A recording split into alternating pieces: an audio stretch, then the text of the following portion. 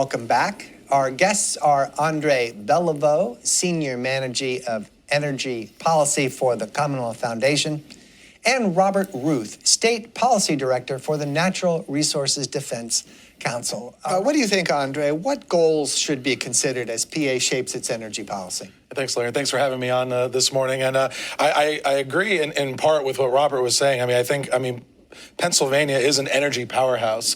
I mean, we have an abundance of natural resources that we can monopolize on in such a powerful way. As he rightly says, I mean, Pennsylvania is we're the second largest producer of natural gas in the United States. We're the largest energy exporter in the United States. So we have an advantage here in Pennsylvania of what we can do for energy policy if we allow the market to continue on its great successes, and if we have good policies that allow the energy industry to continue on its great successes, to continue to deliver reliable and increasingly clean energy and power to Pennsylvania citizens. Where I disagree a little bit with Robert is on the characterization of Governor Shapiro's policies, at least the ones that we're currently seeing come out of the administration. I think the Pennsylvania energy industry is delivering. They're delivering reliable power for Pennsylvanians. Our current, the current grid where we're getting power from is reliable. So currently, our grid reliability is in a really good place. But unfortunately, there are policies that are coming, whether it's policies coming from the current administration here in Pennsylvania or from the administration federally. We're seeing policies that could damage the progress that we're seeing that the Pennsylvania energy sector is doing, not only in delivering reliable power, but increasingly clean. Our energy industry is already delivering on a lot of the goals that Governor Shapiro is looking to do. We're decreasing our carbon emissions while we're actually increasing energy generation. So I think Pennsylvania, being an energy powerhouse, is on a good track so long as government can get out of the way from doing what it's doing and doing it well. How much emphasis, André, have you seen the Shapiro administration put on energy in general? Well, I mean, there's certainly energy behind their energy policies. Obviously, I think there's a push, I think, to a desire to do something. I mean, Robert mentioned the one quote from Governor Shapiro saying, doing nothing is not an option. I mean, the reality is that, our energy sector is doing something. I mean, some of the policies that Robert's mentioned, like PACER or even RGGI and PRESS, I mean, these are solutions in search of a problem. Our independent fiscal office has already demonstrated, as has already been said, we've decreased our carbon emissions by almost 11% in a year-to-year from 2022 to 2023. I think it was 10.8%. The IFO said we decreased carbon emissions. And we did that, as they mentioned, from the transition from coal to natural gas. So the energy sector is already delivering on reducing carbon emissions. So this is IFO data. And we did that while increasing generation. So we're producing more power while decreasing our carbon emissions. I mean, that's a good success story. And I think what we're seeing with some of these policies is, they're having a chilling effect on the industry. I mean, if you're already delivering on carbon emissions and you already have a market incentive, not only from a social capital perspective, but also from your shareholders and investors to be increasingly clean, like natural gas has been doing in the energy sector more broadly. I mean, this kind of seems like you're being punished for delivering on things that you're doing. And we could talk about things like cap and trade. I mean, what those do. They do really three main things. One, they impact the industry and prevent us from being able to build more facilities that are going to replace retiring facilities. We talk about retiring coal. I mean, once we start retiring these facilities that are providing baseload and dispatchable power, our grid operators are going to find themselves in a reliability crisis. You're not going to have the energy capacity to replace retiring facilities. And we're going to need natural gas in order to replace baseload and dispatchable power. And that's something that intermittent sources like renewables cannot just do at the same scale. That means we're going to need more natural gas. We're going to need more nuclear. We're, of course, going to need renewables to be part of a diversified grid. But, renewables are not the Band-Aid solution across the entire country. These solutions that you think, they have to be focused on the region that you're in. So what is Pennsylvania's role, right? What can we do to help reduce carbon emissions? What can we do to help the climate? But we have to look at these things holistically, right? You have to look at the policies that are going to be about holistic forms of human flourishing. The climate is obviously part of that. And our natural environment is part of that, but so is our economic environment. So things like Reggie, Pacer, and Press, these are economy-wide energy taxes that are going to be placed. Energy prices are going to go up. And the second prong of this, you're going to lose energy sector jobs. And then also, the current, on PJM right now, energy sources that are looking to go on the grid, I think it's like 97% of what's in the queue are intermittent sources or renewables. That they simply cannot replace baseload or dispatchable sources. And I agree. I think the energy sector is of course, we're going to lead towards technologies that are going to be increasingly clean. Renewable technologies are going to get much better. But we have to look at what is our technology right now? What's our technology going to be in the next decade? And we need to make sure that when you flip the switch, the lights come on. And we need to make sure that in peak winter, your heat pumps are going to work. So I think we have to look at this question. Climate is certainly a part of this, and environmental policy is certainly a part of this. But we have to look at the holistic elements of human flourishing. And again, that's going to include economic questions, it's going to include grid reliability questions, and of course, environmental questions. André, I took note of the three government programs you mentioned, RGGI, sometimes known as Reggie, Press, PRESS, and PACER, PACER, and we know there's no shortage of abbreviations and acronyms in government. We're going to break that down in a minute. But first, Robert, would you consider for us how important is energy policy in general to voters? Larry, can I address that question? You may. Actually? So we conducted some independent polling at the Commonwealth Foundation on a lot of, specifically on energy, and asked Pennsylvania voters, bipartisan across the aisle, Republicans, Democrats, Independents, what they thought about energy policy. And overwhelming bipartisan supermajority of Pennsylvanians believe the number one energy issue for them, number one, is cost. They currently believe that their electric bills are rising, and any policy that they believe or that they see is going to increase their costs, they're not for it. And the numbers are overwhelming of Pennsylvania voters. That is their number one issue, and they're also not willing to pay more for green or climate action policies that they see are going to increase their bills. Now, that's not to say that Pennsylvanians don't care about the environment. They do, because we asked them that. Okay, if you're not willing to pay more for these green or these climate policies, so-called green and climate policies, what would you do? They're willing to take individual steps in their everyday lives. They're willing to do things in their homes, make energy choices that are more efficient. They're willing to take steps in their lives. What they want is less government regulation. They want less government red tape. They want energy choice and the freedom to make those kind of economic decisions. And what the role for government then should be is to make sure that we have a grid that's reliable. I think everybody agrees that we want clean water, we want clean air. Everyone, I think that these are things that everybody, I think, believes good intentions here. Everybody wants that. And there are policies that we can do that ensure that. And I think government's responsibility is to make sure that anything we do to make sure that we have a reliable grid, make sure it's increasingly clean, is that the energy sources we bring do not jeopardize grid reliability and adequacy. That's number one. And then number two, that we're doing this at least cost to ratepayers. There are ways that we can do that in Pennsylvania, and the way that we do that in Pennsylvania is going to be different than the way they do that in California or Texas or Florida. Policies in Pennsylvania are going to be different. And I think if our goal is, again, only focused on one element of this myriad of policies that we have to do for human flourishing, if it's only focused on carbon emissions, we're missing the mark. We have to look at every single element of policy and how that's going to impact everyday life for not just Pennsylvanians, but for Americans and really, anyone in the world who has to deal with energy and have to breathe the air. Yeah, I have to fundamentally disagree with a lot of that. I'll start with where we agree. I agree actually with what you said, Governor Shapiro said at the beginning. I don't think we have to sacrifice these things. I think the energy sector is already delivering on increasingly clean, reliable energy for Pennsylvanians. When you talk about the fluctuating prices, we have an economic advantage. People say we sit on the Saudi Arabia of North America. Right. In Pennsylvania. Robert talked about international fossil fuels. What about the fossil fuels we have here at home? We're sitting on an abundance of natural gas resources. Not only that, but ours is incredibly more clean than natural gas that are coming from other parts of the world. We should monopolize on that. We have the ability to provide reliable. Did you say least our cost natural power. natural gas is cleaner than others? So yeah, I mean the Pennsylvania Why is gas, that? the way it's produced. I mean, because we're conscious about our carbon footprint in the way that other countries are. And I mean, so and it's not just.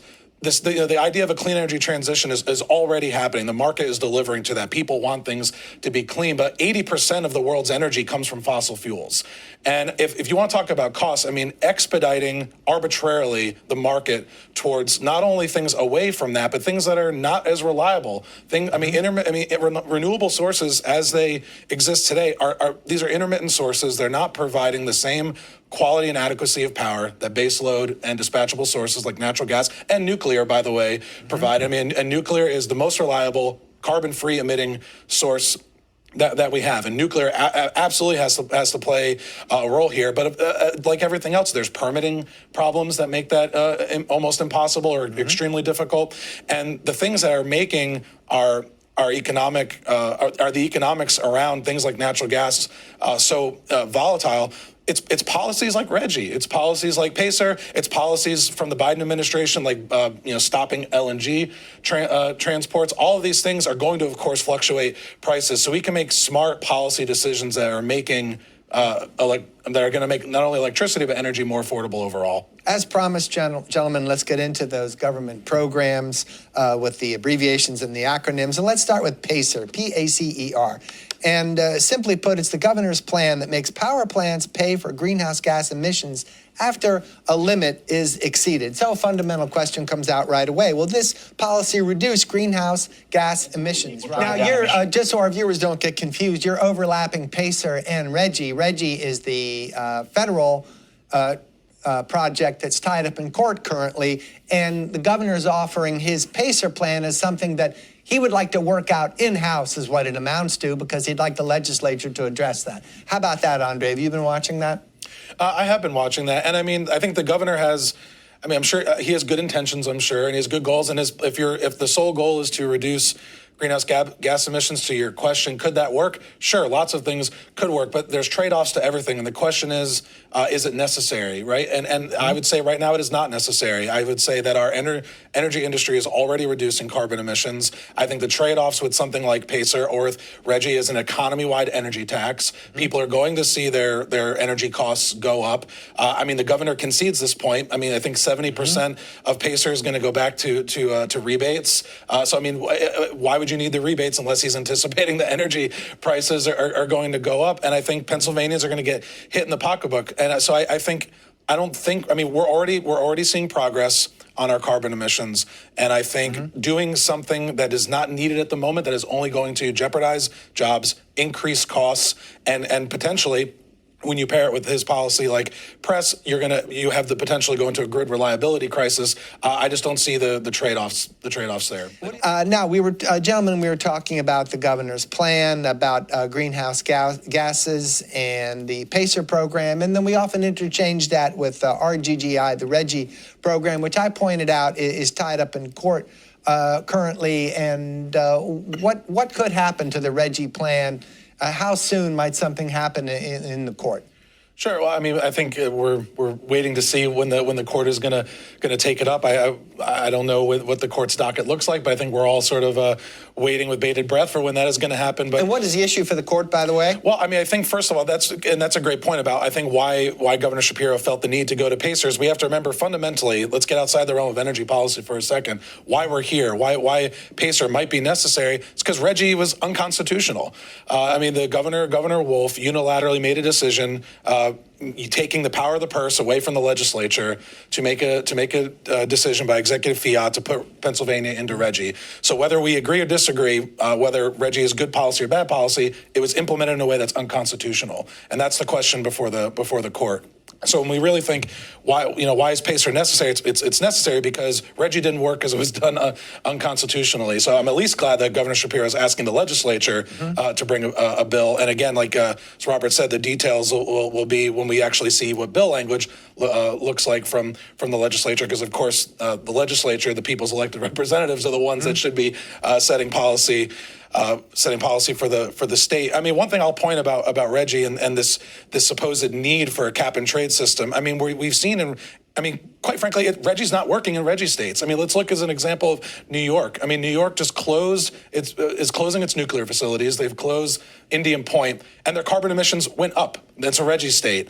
I mean, in a lot of these Reggie states have had to, because of the reliance on intermittent sources like renewables, they have to beef up more other sources, sometimes coal in some places, or they're exporting fuel from other places, which is, of course, bringing in impacting the carbon footprint. So I'm not seeing the success story from Reggie, not only economically, but in its goal, supposedly, of reducing carbon emissions. And again, we just have to look at New York for one example.